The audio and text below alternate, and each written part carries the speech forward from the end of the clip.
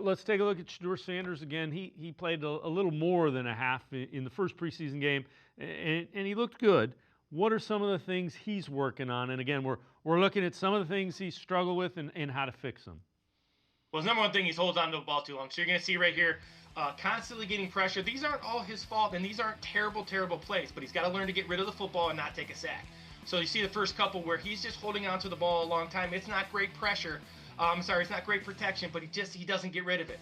And then you're going to see some misses. This is just a miss with Fannin, and it's that timing. It's not all him. It's on both guys. And then you're going to see a wide open miss here to Deontay Johnson. And then down, obviously, this is when he starts getting into pressure and his live thing, and you see him sliding in the pocket without having to, and then taking a sack. You're going to see his footwork here is really good.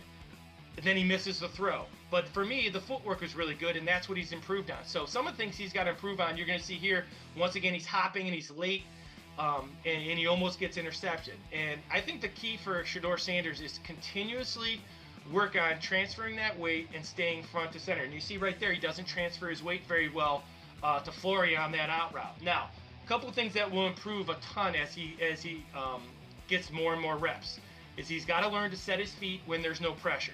So don't muddy the pocket before it's muddy, I guess is a good way to look at it, right? And then the other thing he's got to do is he's got to make sure that he's fundamentally sound. He's not an arm thrower. He's not a Josh Allen where he can just use his arm and fling it, or even like Joe Flacco. He's got to be fundamentally sound, especially when the pocket's clean. So obviously that'll be his two things he needs to work on. Holding the ball and things that he needs to work on are things he can improve, but those are definite improvements that he needs to see moving forward here Saturday and as the season gets going. You know, I have heard that he holds the ball and he's got to get rid of it quicker. I'm a little bit, and tell me if you buy this. I think one of the reasons he holds the ball, he has so much confidence, and his skill has told him, I can turn this play into something.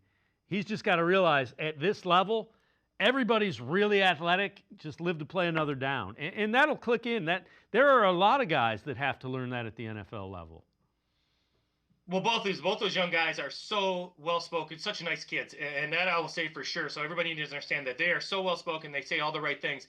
The thing about Shedeur Sanders for me is that he was the offense of Colorado, and when you have no run game and you have no pass protection, and you're supremely confident in your skills with your receivers like Travis Hunter and Horn and those guys, I think sometimes he learned a little bad habits, and one of the bad habits he learns is just buying time a little bit.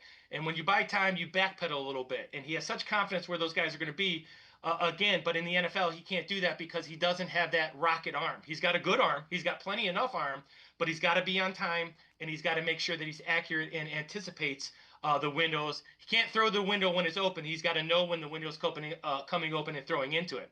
But those are things he learned just because he had to carry that offense. And I think those are things that he will improve on. But those are some of the things that have put him where he's at and some of the things that they're working on. That's why I consistently say they're setting him up for success, though some people don't believe me when I say that. And I understand and I appreciate the passion. But he's being set up for success, and he's only going to improve as his fundamentals improve. Yeah, and you know what? Remember, it's a third-round pick and a fifth-round pick. They both look like they can play. So you just got to give them time to figure. It's the nuances of what you can and what you can't do in the NFL, and there's a lot. You know, think about it this way, because fans are always, well, he's won everywhere he's went. 2% of the people, if that play college football, play in the NFL. Give them time to get to that 2%. Well, I think you got to give.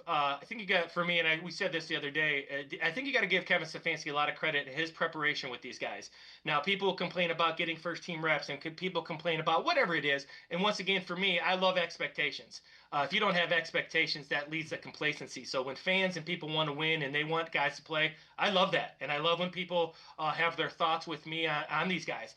But I think Kevin Stefanski has done a good job of scaffolding these guys, going from 1 to 2 to 3 to 4 to 5, not going from 1 to 5. 1 to 5 gets you in trouble as a quarterback, and that's when you create bad habits. And that's when young quarterbacks lose confidence and aren't growing. So whatever we want from the young quarterbacks, they have a plan for the young quarterbacks. And the way that they both played in their starts shows me that plan is working, because they were extremely confident. They knew where they were going with the football. Their footwork, both of them, has improved from underneath center and in the gun. Very impressed with both of them. There's a world where you want both of these guys to be very good. That's only good for the organization moving forward when you have 2 first-round picks next year. So I think as a Browns fan, if you're open, you're happy both these guys are playing well. You're happy Joe Flacco is playing well. That's going to create competition. And most importantly, that's going to lead to wins, which is the ultimate goal. Not development. Wins is the ultimate goal. So I look forward to seeing these guys play moving forward. Yeah, I'm with you, and don't care which one of them's better. I want them both to do well. If one of them can develop into a consistent winner, sign me up for whichever one it is.